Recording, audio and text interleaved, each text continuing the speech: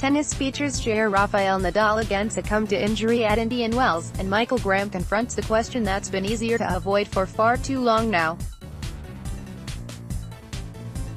Okay, we need to talk about Rafael Nadal, and it's got to start with an unwelcome truth. Nadal's body is not just creaking, it's downright failing.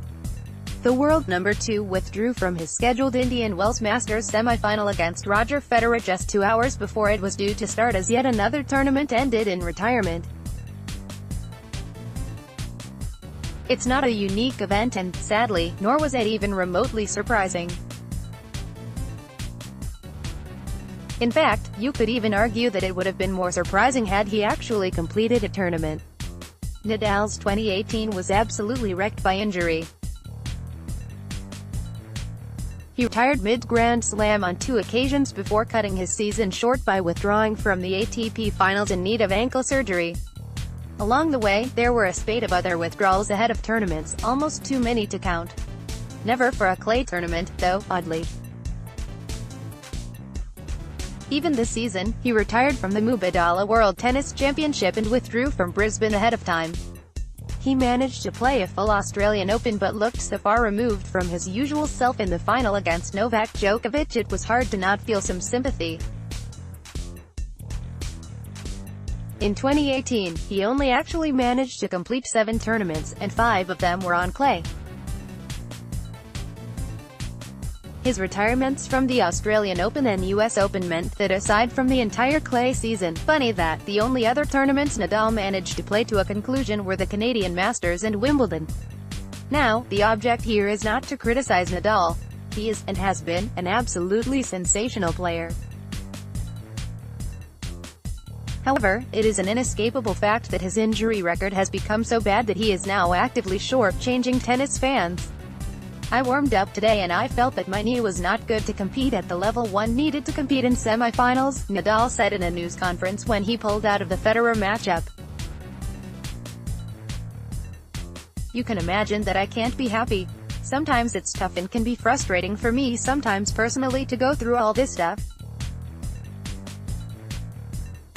I'm just gonna keep going, and I'm just gonna keep doing the things that works well for me and accepting that sometimes these issues can happen. So all the things that are in my hands I am doing well. The things that I can't control, I can't control. Of course, the problem here is that, axiomatically, what he is doing is not working for him.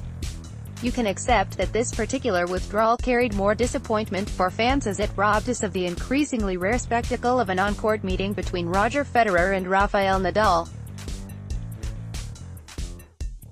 Maybe that extra disappointment is seeing me overreact a touch, who knows?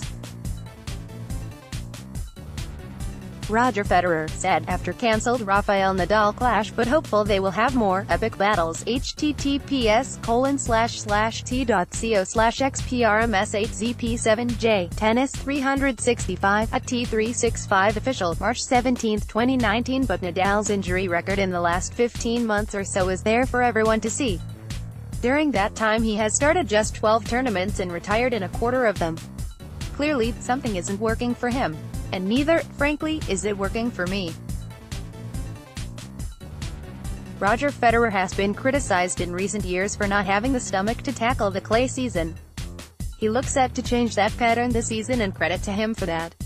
Ultimately, it is the fans who miss out when he stays away. Is it, therefore, perhaps also time to wonder whether Nadal lacks the stomach to do anything but the clay season? These injury problems never seem to plague him when the red dirt and easy wins beckon. What I'm gonna do is come back home and try to do a smooth transition to clay, Nadal assured reporters. I don't have doubts today that I will be ready for Monte Carlo. Maybe it's unfair to question Nadal's bottle and willingness to fight. He has certainly shown those qualities before. Perhaps his body simply is no longer up to the rigors of the more physically testing hardcore challenges.